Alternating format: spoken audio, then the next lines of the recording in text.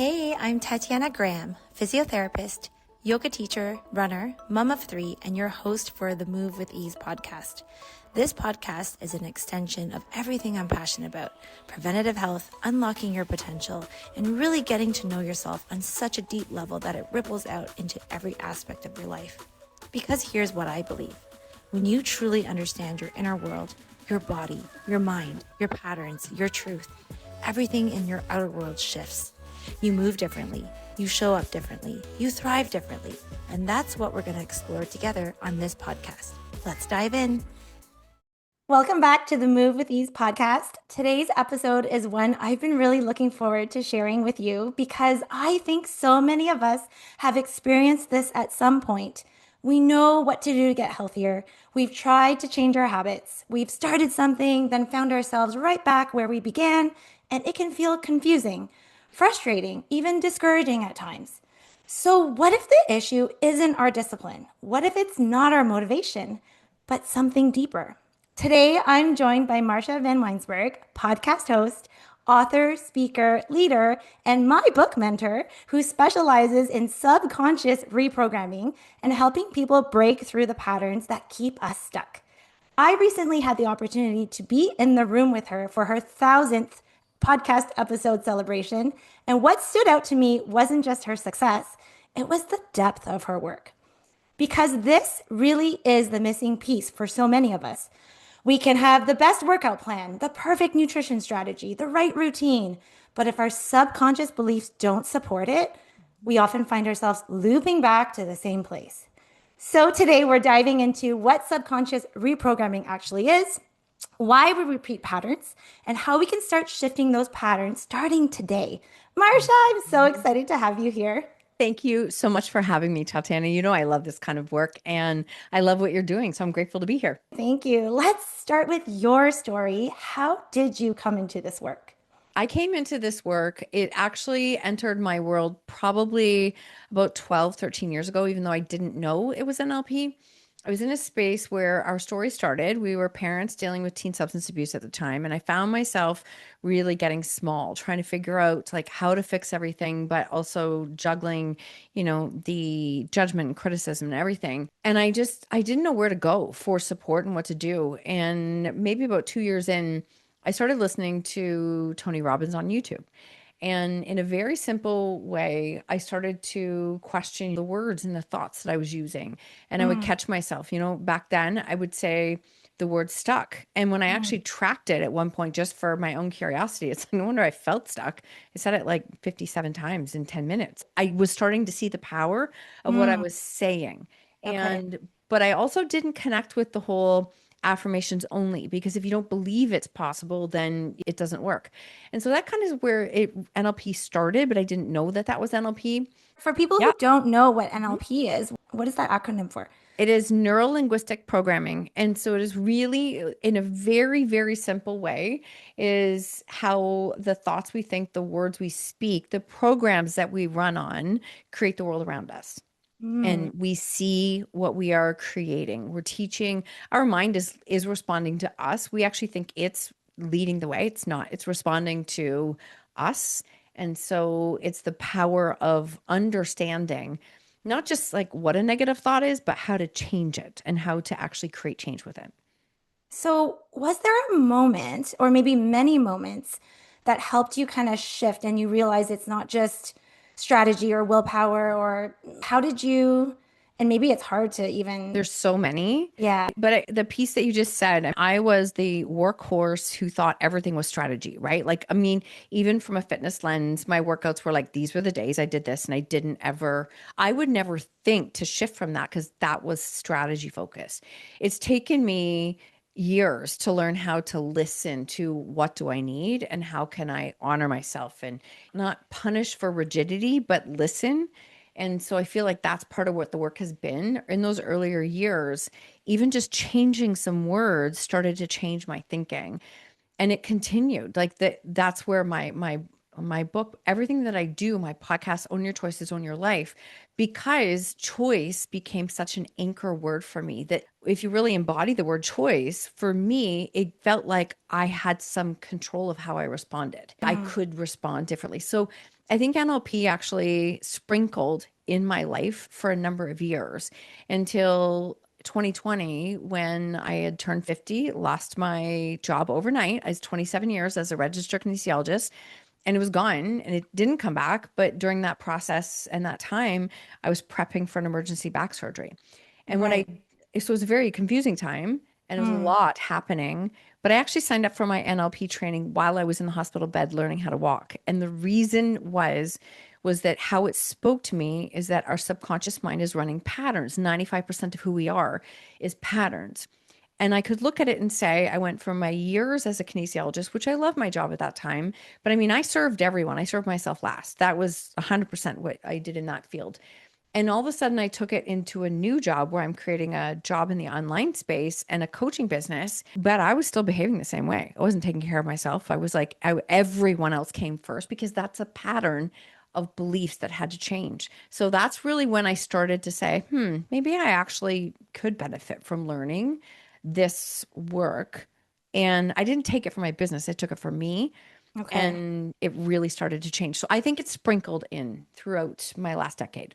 That's so interesting. When you shifted online, Mhm. was it personal training or was it NLP and it evolved like, Neither. When I had to shift online, our college decided that we could not even work with clients online. oh, So, yep. And so okay. we were not allowed to work by law for 6 months. And I didn't know so that. Okay. kinesiologists took a really big hit during that time. We were a new college, new registration. And so I remembered like wake up the next morning going, I don't know who I am right now. I don't know what to do. I know they said it would be 2 weeks. I knew it wasn't going to be 2 weeks. I just knew. I knew that. And I was like, I don't know what to do right now. But then I had this moment of I always wanted to, but at that point I'd written a book, I had my podcast. I'm like, could I actually build a business with this? I don't know. I would like to, but that's a massive identity change, right? Going from what I was doing one-on-one clients to this. And so I took what I knew from before and I just jumped in to build it online. So it didn't actually start to become NLP work until probably 2021 ish. And then I didn't take my trainers for NLP so I could actually train people to become practitioners until the end of 2022. So that's when it really has only been the last 3 years that it's been the full part of the business. That's so cool. And I love that you grew as a person with it, living and Huge. breathing it. It's just, and I can see that through your podcast and as you're telling your stories and your work, like, and that's why it makes you so relatable, I think, is because you're walking it.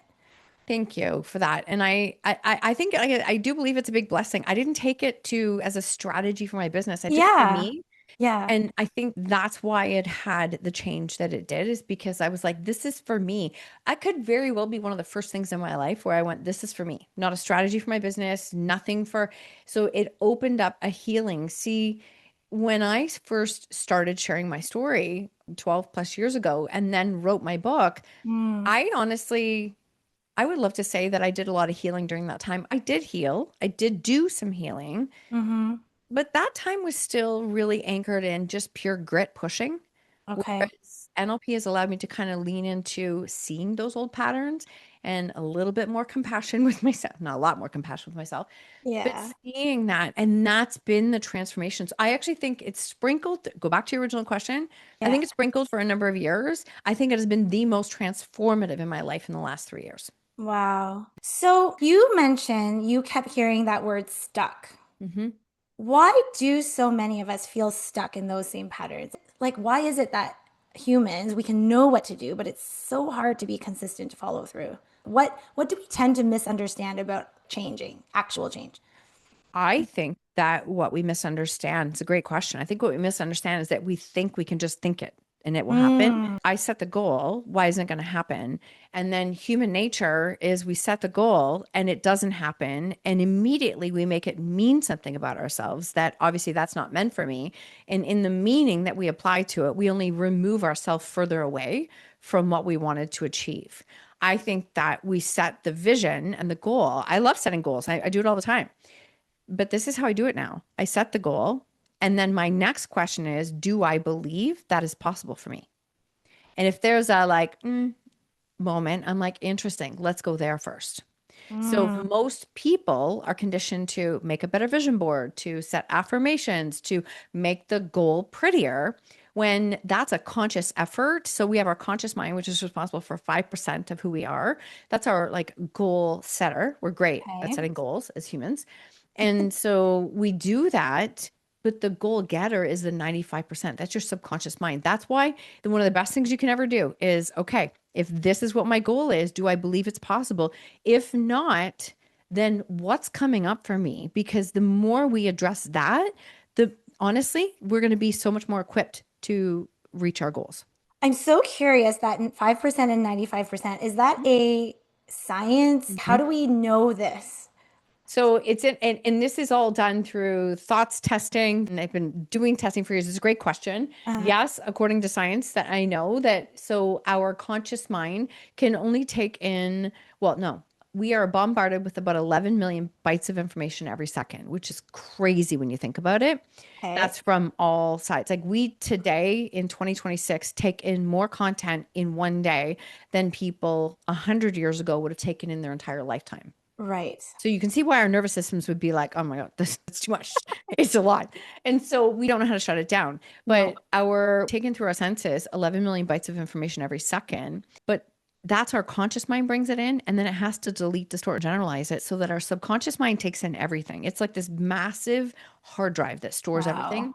But consciously, we can only take in about 40 bits of information. It's like 0.0004%. So it's very Wow. small. Okay. And so we're constantly, as humans, we are deleting, distorting, generalizing, filtering information. So you Mm, can be receiving, like, here is the plan. And you would see this in the work you do. You can say to somebody, this is how you get ready to run a marathon. This is how you get your body stronger to run. Here's the steps week by week, every single thing you have to do. You yep. can lay it out for somebody perfectly with all the strategy in the world. If the person doesn't see themselves as the version of them who can actually achieve that, that's where the work starts because the pattern that's running at all times. That's like your hard drive of your computer. I often share it that way. It's Mm-hmm. running nonstop, right? Mm, If it's not doing what I want it to do, I can hit my keyboard as much as I want and as hard as what I want. It's still running the show. The hard drive is still doing, right? Still doing. So we want those subconscious patterns. And most of those patterns, this is not blaming it on our inner child, but most of our patterns, our subconscious mind didn't really start forming till the age of 8 to 10. So all those years up until then, we were human sponges taking everything on and then interpreting it and making it mm, mean something. And then I think our conscious mind starts to develop between 12. That's where we can actually start to make decisions well on our own. And okay. then our in between, our reticular activating system, somewhere between 10 and 12. So kids are sponges. And until we can address some of those old beliefs, they're going to continue to show up. Wow. So, what do we do then as adults? Hmm. Like, where neuroplasticity is a thing. That is the cool part of this work, right? Like, we're 100%. not stuck because we have a pattern from our childhood. Nope. How do we bridge that big gap? So I love that you said this because no, we're not stuck. We're not. And we can change. This is just everything I've shared up until now is just information. We can change that. This data. It's all data. Like, see, even if I say it's data, that's a neutral word. I would Mm, encourage using neutral words as opposed to like my beliefs suck because that doesn't work either. Like yeah. people will say things. Wow, is that actually what you want to say? Yeah. And So I mhm, used to be like, they're just semantics, but it matters. Like it matters because it does land differently, even in your body, right? 100%. Whatever you say, whatever you speak, whatever you're thinking, that's the truth. It might not be what you want, but it's the truth. Hmm. Your subconscious mind, its number one job. And I want you to think about your subconscious mind like your body. It's really your body. We think it's our brain, it's not, it's our body. Our body holds those emotions. And so, as its number one job is to keep you safe. That's it. It's just to keep you safe. Mm, So imagine now you're like, no, no, I'm going to go run the marathon. I'm going to go do the thing. I'm going to go do. It sounds great and exciting to your conscious mind. Your subconscious mind is like, oh my gosh, like that's unsafe. We can't do that. It's just recognizing there's nothing wrong with you. You're not broken. That's just how body has functioned for so long. So how can we change it? Is that what? yeah, that big gap, like not Yeah. being stuck in the the Yeah. old beliefs, right? It's Yeah. like unlearning it. It is unlearning it. It is definitely, well, if you're open for a new way of thinking, then yes, there's an opportunity for it. You have to want to release a story and change it. The Mm. challenge is that many of us, I've done it myself, many people will hold on to a story that they don't want because they're more comfortable because it's predictable and they know it. Ooh. It's like, it's easier. I don't have to worry about putting myself out there to fail because it's going to happen anyways. Right. So I don't need to push to that.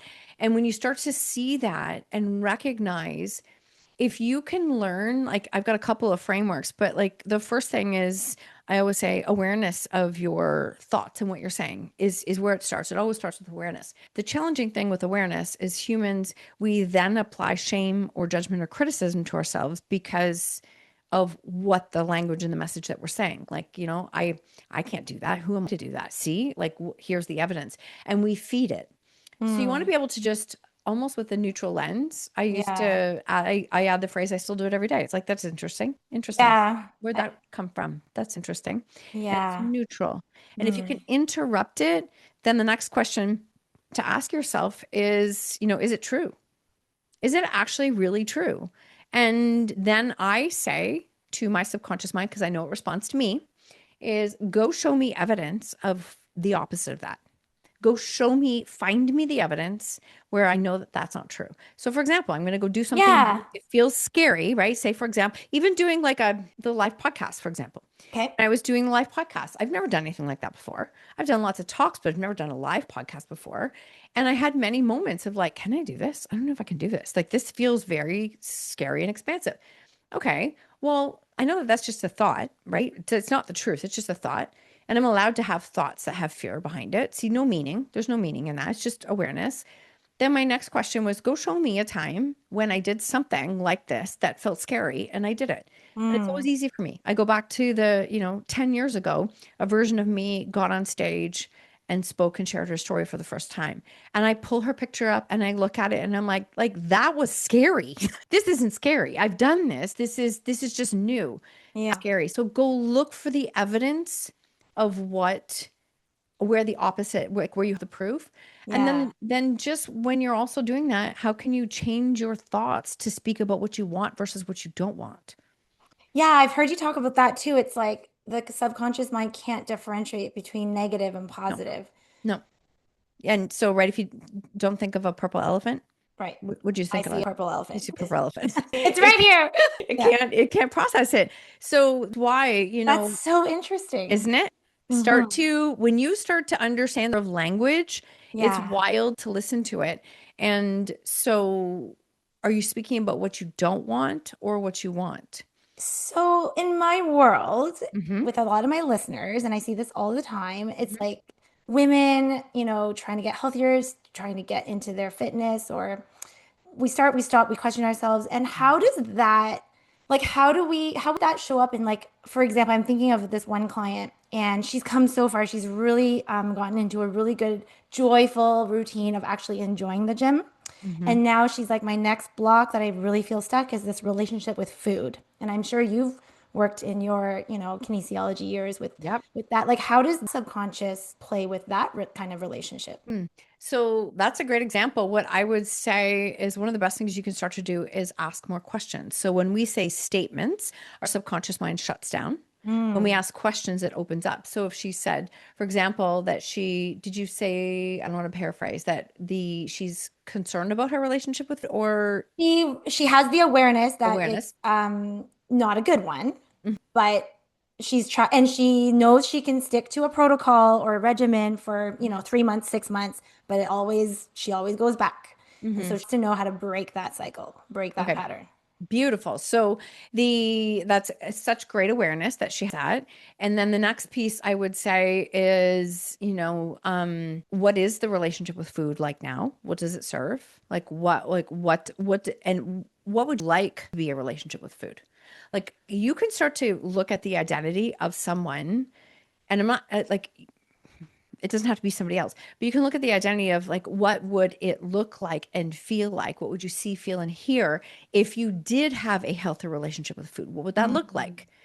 And you see all of a sudden there's an open-ended question. You could see even you had a smile where it was Yeah, like, I okay, just felt lighter. it's lighter. It is Yeah. lighter. It's not or fail. It's a lighter, what do you want it to look like? And people will say, well, I don't want it to be so restrictive 7 days a week. Well, when did you decide that it needed to be restricted? And they're like, I don't know. I thought that. Never said that. No, didn't say it at all. So what would you like it to look like? Well, I would like to feel like I am in charge of food, like I'm not as controlled by food. Okay, amazing. What would that look like? Well, this and this and this, and then look like, and how would you feel in the, so you're getting them familiar. Remember, your subconscious mind again is afraid of change. And so if all of a sudden you're trying to change the identity of food and the relationship with it, it looks good over here as a goal. Most people are concerned about who do I have to become in the process. That's kind of scary. And that's So so good. there's the questions, right? I see a lot And of why women. is that scary? Is it because we're afraid we can't meet our own expectation? Yeah. And who do I have to become in the process? What's it going to cost me? What do I lose? What if I can't maintain it? What if I have success and I don't mean it and I fail and fall backwards? What will people think of me when that happens? Like we're already 10 steps beyond the goal of the worst case scenario to prepare ourselves so that when it doesn't work. Right. That is literally, and I like to use this phrase. This comes from my friend Meg, but it is a form of self-sabotage, but it's because of self-protection. We're just trying to keep ourselves safe. That's all we're trying to do. So that's really why. It's like, what is it going to cost me? I see women in business and they want to build this business. But the number one thing is like, okay, but what's it going to cost me to build that? And I'm like, when did you decide it has to cost you something? Well, I don't want to build a big team. Well, you don't have to build a big team. You get to design it however you want. What would success look like for you? And honestly, that's a hard question for people to ask. What would success with your relationship with nutrition look like for you? What would it feel like? How would you know you had it? So Yeah. all of a sudden, they get to decide what that looks like. And that gives them some agency. Like the number one premise of NLP is that we live at cause and at cause. So at and then cause, CAUSE. Living at cause means that we get to take full radical responsibility for all of our choices, all of our decisions. And it brings us back to having some agency in our life. And that, like those words, that's where choice came from a decade ago. It changed my life because I realized I had we crave control. And anybody who knows anything about life, we have no control. Just but we crave it, but we don't Yep. have it. But we can control how we respond. We can Yeah. control what it looks like. So the more you can bring somebody into the identity of what would it look like, feel like, how would you know that you had a good Yeah. relationship with food? What would So, that look like? And for yeah. some people, if you ask them that, how would you know? It's because, well, I'd be original, it'd be perfect, and it would be these things. I'm like, but is that attainable? Because that's not attainable either. But I don't tell people that. I ask the questions to open it up for them. Yeah. It's Mhm. for them to, yeah. I Yeah. love that. And when you talk about that version, that identity, and like, how do I become that? I just want to share a quick personal example because I think it really brings it to life. And I know so many of us will relate to it, is that I had been thinking about writing a book for some time and it was there. I talked about it more with myself, but I talked about it. Scared to share it because then if I didn't do it, I didn't do it, right? Mhm. But I felt it, but I never written a single chapter. And then I was connected to Marsha through the preventative health awareness movement with Jen McCutcheon and Marsha, or not Marsha, Margaret Wallace Mhm. Duffy. And I started following Marsha, and she had this like, I think you posted a picture of you sitting by your couch, and you I wrote think like, one time. I think yeah, it was one one time. post. I think it was one post and you saw And it. I Yeah. happened to start following you like that day. So Mhm. it popped up on my feed and you were like, "Have you ever thought about writing your damn book?" And so I commented book and then we jumped on a call Mhm. and literally what was it? Like maybe like 2, 3 months later, I mean I'm not done, but I have my first manuscript. It's like really cool. Oh yeah, no, I was going to say within a couple days you were done, and here's an example. A lot of people buy that program. Not everybody goes through all the calls, shows up for the calls, does the pieces of it, and that's fine. It's no judgment. It's just recognizing, like, I think that you are ready, and at being at cause is like, okay, I'm going to do this. I'm going to show up for this, and this is my invitation. I'm going to actually do it. And through even the calls that we did have with the group, wouldn't you agree that one of the number one fears that people had is like, what will people think? I want to write the Yeah. book, but what will people think? What will they say? What are their opinions going to be? And it's like, that's the subconscious beliefs that are running rampant that are there. And so they show up. We're talking about fitness, we're talking about business, we're talking about book writing. They show up everywhere. It's the same. It's the same all across the board. I just want people to know that it doesn't Hmm. matter what you're doing. It's the No. same, even to Could the be point. like relationships too, right? 100%. Yep. It is exactly the Yeah. same. It just, when once you start to see language, you'll see it everywhere. Yeah. I'm just reflecting now too. Like, I think there's so much, you just have to practice it too, Well, right? It's not like one time. Marsha, you still practice. I still practice. I think honestly that it's one time I would run the other way. And secondly, it is like you have to know this takes repetition. Yeah. And I knew it took repetition, but from a person who likes numbers, we have 60 to 80,000 thoughts a day, and 80 to 90% we repeat every single day, and 90% of those are negative. And that's before the world gets us. We are Wow. literally a negative repeat loop on repeat. We really are. And so often people will say to me, do I have to do this subconscious work like every day? And I'm like, well, depends. Do you think every day? And they're like, well, yeah. And I'm like, then yes. Yeah, you Yeah. do and it feels like in the beginning, it's a tremendous amount of work. And then all of a sudden you're going to start to notice that it's like, oh, that doesn't affect me like it used to. I think Yeah. differently, awareness of that. But even there, even recognizing where you're having wins and seeing what's happening for you, if you are only ever focused where you're not yet Hmm. and the big goal out there and you miss those pieces in between, you're going to get stuck looping right here before things change because you have to be able to see how far you've come Hmm. Yeah. And you talked about that on your 1,000th episode, is that you stacked your little wins, all the and time. that matters. All the time. I Yeah. literally, I practice it all the time with myself. And I ask clients to, again, from a person who spent her whole life as a kinesiologist, working with people, training very regimented. When I say stacking wins, people assume that means like what I accomplished and what I did. My Mm. wins, honestly, my wins now will be like I honored myself and I went to the sauna. I honored myself and I took a nap. I went to bed early. I'm reading a fiction book. Like I actually am training myself to see some of the things that we skip over because those are wins to me. Those are huge Yeah. wins to me. So your wins can be anything. Yeah. That's so good. And if someone's listening and confused about that, because old me would have been confused about what you just said, Mhm. why is that a win? Oh, why is that a win that I paused and took a nap? Because I think that that's honoring yourself. I really believe it's honoring yourself and recognizing like capacity is something that we build, right? Again, I spent most of my life as a pusher, just push the crap out of myself, pure grit. I don't begrudge that because a lot of the things I have in my life today is because of that. But what gets you here is amazing, but it's not going to get you where you want to go because Yeah. you can't live on that energy.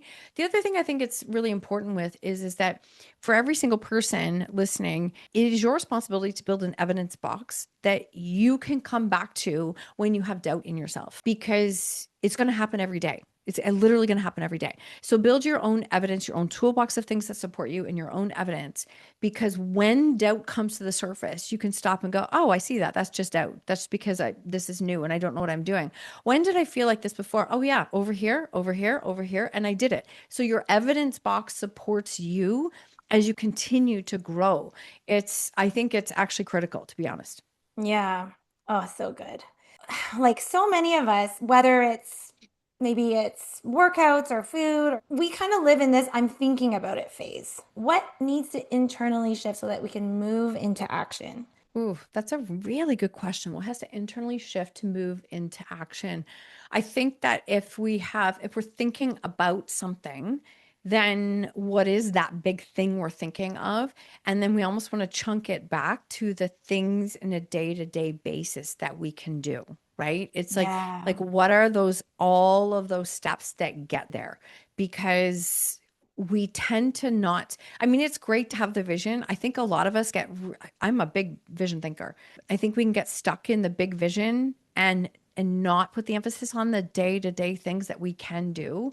And, even 3 consistent steps a day towards something is a way to make a change. I think we make it very big and very scary, which also stops us from moving sometimes because that's safer. Yeah. On another podcast episode, this was with a marathon mom, Mhm. but when she's baby soon. She's wild.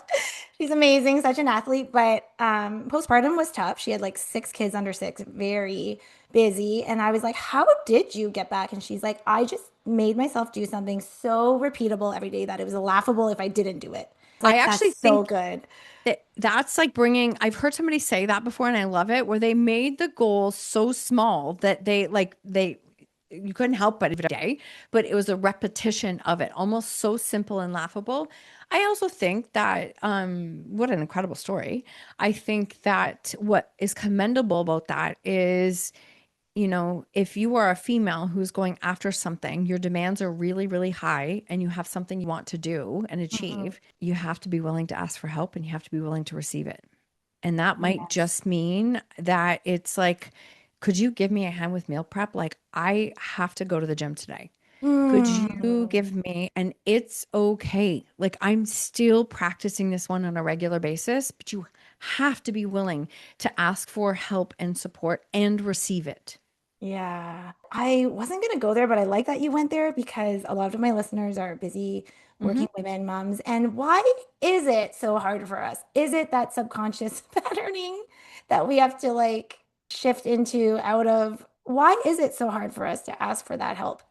I think that first off, there is this pattern that we've all held on to. I mean, some of us, some had stay-at-home moms, some had moms who worked. It didn't matter. I think our parents always best that they could with the circumstances that they had. But I watched my mom work full time when in a time when most moms didn't have a job. I mean, to say she worked her butt off is an insane understatement. And that was the standard that I saw. Like I just watched that. You didn't ask for help. And if you did, you didn't get it. It was just not something that was visible at that time. And so that was very much ingrained. It took me a long time to ask for help. And now I think we've built and I mean, I'm not playing this lightly, definitely has taken time. But we're also in a space now where I think, like for me, for example, my husband knows me well enough. He's like, even yesterday, we had a really big event on Saturday. It was emotional. It was a beautiful celebration of life in our family. But I'm talking like 400 to 500 people. It was so packed and so busy and Wow. so beautiful. But yesterday is typically meal prep day. There's an example. And he's like, why don't you go take a nap? And I'm like, a nap? I don't have time for a nap. Like, I'm just like, Hey, meanwhile, you just told us those were wins. Meanwhile, the nap is exactly what I needed. And he's like, I'm fine. I've got this. Oh, And that's I'm so like, okay, I'll try. 2 hours later, I was out to the world. But sometimes he knows I still have to have that little bit of like, I've got this. It's okay. good. Now, Mm, that's also come from lots of conversations of like, I need help. I need help with this. yeah. And so it's been a dialogue with it. But when I receive now, I pause and I feel it and I receive. And if I can do one more thing on receiving, I think this can hit home. As Mhm. women, we are really good at giving others compliments, right? Really, really good at others compliments. And we see ourselves as givers because it's important to us. And I think we're heart led. I really do think so. And you saw me at my live podcast when I gave myself praise Yes. and I cried immediately. And it was like, whoa, what happened with that? Like that just It caught was me. so real. It It was was so so real. real. It caught me off guard. And it was like, oh my goodness, is this not a reminder how it is to pour that back on somebody else, but to actually allow ourselves to receive praise from ourselves? It cracked me open. It immediately cracked me open. I was like, okay, this is interesting. There's more to do here. And it's just human. It's just being human. That's all. But I want to share from that lens because, if you give a lot to others, can you give to yourself? Can you ask for help? If you have a goal, like I have a friend who just finished the Boston Marathon and she was raising money for breast cancer. And 3 kids, she's on her own a lot. They experienced a significant loss right before the race. And she was like, it was a lot for her. And I'm like, Yeah. where can you ask for help? Where can you ask for help? What does it look like? How would it be? How would it be easier? And also, when we have those times in our life, like what else can wait? Like there are things that can wait, right? There really are. We don't think they can wait, but there are things that can wait. Yeah. Oh, so good. Mhm. And congrats to your friend. That's amazing. Oh, it was amazing, honestly. I was proud of her. For anyone listening who feels like they've been sitting on something, whether it's a fitness goal, career goal, and even if it's something small, right? What's a next step? And like they haven't moved yet, where can they Mhm. begin? I would honestly say pick the lowest hanging fruit. I always say pick that one that you can do. And that might be that you actually prep food. You actually like support yourself in that way. But it's not just about, again, close out, getting the gym membership, putting it in my calendar. Those are all conscious action steps, which are important. Okay. How will I feel when this is done? What the version of me who has done this in a day, how does she feel? What does she see, feel, and hear? What would feel good for doing And that? when you say done, you don't mean the big picture goal, No, the no, no. chunked down goal. Yeah, down goal, the chunk down goal. So for example, like I like to I get probably 12,000 steps a day. Walking has been good for my body, but I'm really trying to be like 3 minimum strength workouts a week. I Okay. get to choose when they go in. Yep. And when I don't feel like doing them, because truth be told, I still don't feel like doing half the things but I know how I'll feel afterwards. That's That's the right. question. How do I want to feel And afterwards? you ask yourself that. I do. Yeah. I ask myself Do that. you So I talk out loud? I talk out loud all the time. People are going to laugh at seriously. No, I do Talk it too. to Yeah. yourself. Like talk to yourself. I look at it and go, how do I want to feel today? If I want to feel my best energy, I know that even a 20-minute weight workout makes a big difference. I Yeah. also know I sleep better. So I imagine if I've already done it, how would I feel? Well, I'm probably This going is to sleep. interesting. And I don't know if you can NLP explain it to us, but why is it that if we talk it out loud, even if it's just with ourselves, Hmm. or we write it down, like the Hmm. act of like journaling it out makes a difference rather than like just thinking it in our heads? Oh yeah, I actually think honestly, as much as possible, get it out of your head. To be Mm, completely honest, I think that our thoughts in our head a lot of the time can be quite toxic. I think it's like put it out on paper, say it out loud. And the reason I say that is that even when I have the doubts and I'm having maybe a little bit of self-criticism, I will say it out loud and it takes no time where I'm like, what the heck? Like, why would I say interesting. that? It's because that's an interrupt the pattern, right? Ah, You're okay. interrupting the pattern, which is what you want to do. Because I stop and I'm like, who would I let talk to me? Like, no one's going to talk to me that way. Why am I doing that? That's so Mm, interesting.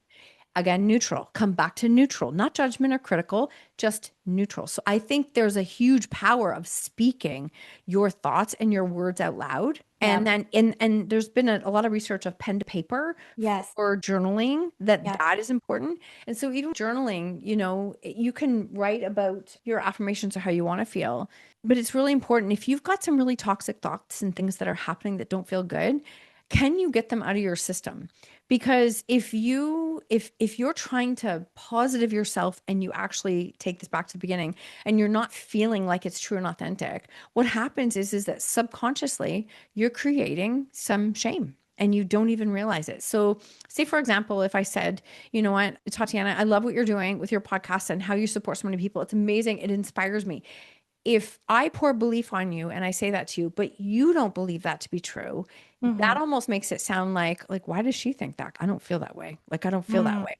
So we have to address that first because I can pour as much belief into you that I want, like we would do with our kids. If they don't see it, Yeah. that's where we start. That's literally where it starts. That's the important piece. Yeah. Oh, that's so interesting. The with the like the saying it out loud, the pattern interrupt. That's Mhm. the word I was looking for. And just by doing that, we can just bring more awareness, right? It reminds me of this personal development book I read, Judgment Detox, Mhm. Gabrielle Bernstein, I think. Mhm. And yeah, because we are always judging ourselves, but if we can catch those and not judge the judgment, Yeah. right?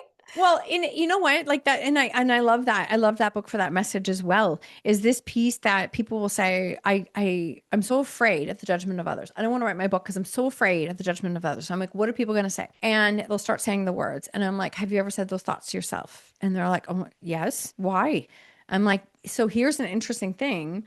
When, for example, if you said to me, you look terrible with green hair. I would be like, that's a dumb thing to say. I don't have green hair. Like, I don't believe it at all. But if you said something about me that I actually did subconsciously believe, it's going to Mm. trigger something in me and it becomes that mirror. So it opens up the judgment that I'm already feeling about myself. You might have said it. As somebody on the weekend said, like, how's that little business going? Are you making any money yet? I'm like, God, I'm so tired of these Wait, someone conversations. said that to you Oh yeah. Oh yeah. recently? Yeah, on the weekend. Um, Oh, no way. but it's all relative, right? It's all I relative. guess so. And I've Yeah. learned how to say I would never say that to somebody. But Yeah. if I believe that my little business was not doing well, that kind of statement would trigger the crap out of me. But now she's unbothered. I know. Now I'm bothered because I'm just like, yeah, it's doing great. Thanks. Like, thanks. Hmm. It's just great because you see what I mean? So it's Yeah. the point being, it's the judgments that we have about ourselves. So if you want to take this and apply it back to somebody in fitness, apply it back to somebody who's trying to change their relationship with food, like who do you become in that process? How do you want that relationship to look? And strip away what anyone else is saying. How do you, like, how would the version of you who has achieved that or even achieved the daily steps that can get Yeah. you there, how Yeah. does she feel? How does she speak to herself? Yeah. What does she say? And those are small identity changes that you're doing. And that's how you become that version. Not by Mm. doing more, by getting to the belief system. Yeah. So good. Marsha, what does moving with ease mean to you in the context of your work, your personal life? I love the words because I don't think I moved with ease ever before. Everything was strategy, regimented, pushing, ignoring how I felt, and kept going. Movement with ease is like in alignment, in my purpose, in what I'm meant to do. It is like beyond what I ever thought I could do, and yet it's still easy. Mm. It feels like, wow, it just gets to be this easy. And also with that, with movement with ease, with body, like with my own body, and where my body is at. If I can share one little piece that Yeah. lands with this. So I threw back surgery in 2020. I've had multiple complications since then. And we all know it can be frustrating when our body is not performing in the way it used to. Yep. And that's not just an age thing, but when you go through a rehab or an injury, it doesn't perform the same. And I Yep. was feeling and having these subconscious moments of like, I was a little bit angry and frustrated with my body. I'm like, I've done everything to take care of it. Why is it happening this way? Why is it doing this? And I'm like, I know this is not helping me. Like, I know this is not helping me. So how can I change this? Because this Mm. language isn't working. And a very dear friend of mine said, what would happen if you could see how your body's speaking as wisdom? And all of a sudden, it just shifted because I was like, oh, it's not that it can't do what I want it to. It's speaking to me in wisdom. What if I actually stop resisting my body and listen to it? How could I, support it and help it as much as possible? And I would say, even just that small shift of seeing it differently. In probably the last 3 weeks, I've been consistent with workouts. I feel good. I'm matching and meeting where my body's at, and that feels good. So I feel like that is movement with ease, and I'm supporting my body versus fighting it. Oh, so good. Movement with ease, but also you're thinking more with ease too, Hmm. right? Your body's supporting that now. And it's just Yes. all It's all interconnected. connected in so many ways. Once you start to see it and understand the language, like you can use that language to support you to what you're Mm-hmm. creating. Mm-hmm. It really is, it sounds so simple, but it is.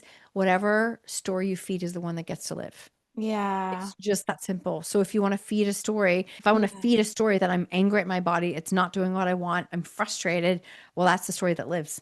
And that is Yeah. not the version of me over here who I No. want to be. So how can I meet it Yeah. somewhere, right? And Right. those thoughts. I know I want to be mindful of our time, your time. Thank you so much. This has been probably the longest episode. I feel like we could keep going, but I I know. do want to touch on one thing because I think a lot of my listeners are parents. How do we help our kids with this kind of stuff since they are at those awesome spongy ages? Like, especially what you just said, like, because, you see it with maybe a more anxious child who might keep feeding that loop.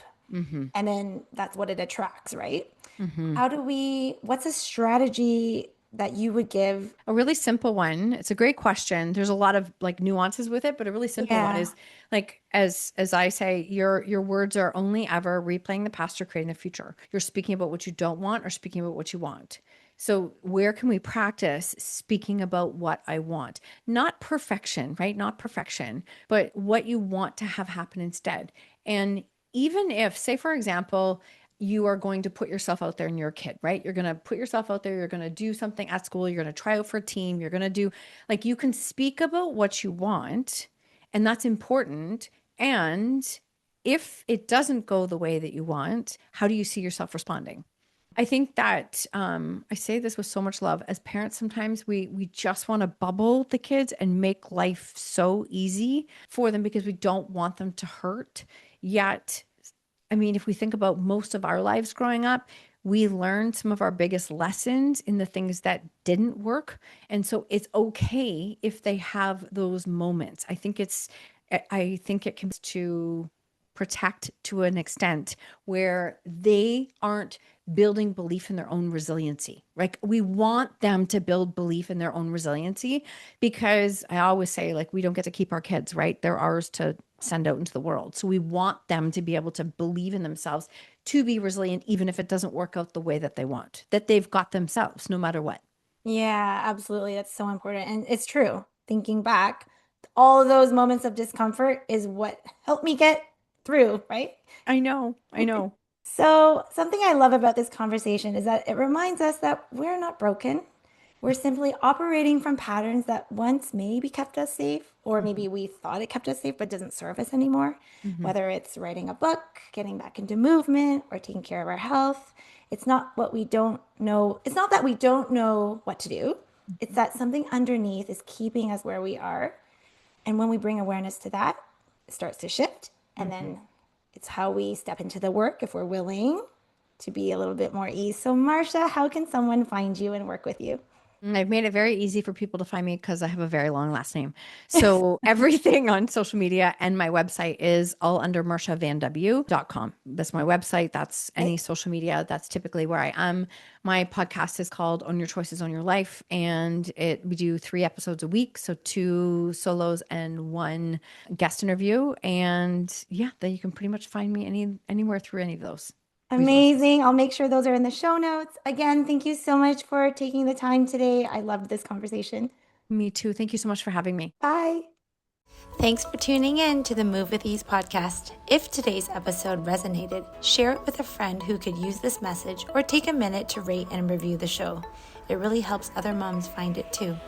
For more tools and inspiration to help you move, run, live with more ease, connect with me on Instagram at Tatianagram Inc. or grab my free guide in the show notes. Until next time, keep moving with intention and keep practicing tuning into your body. Remember, you're not broken.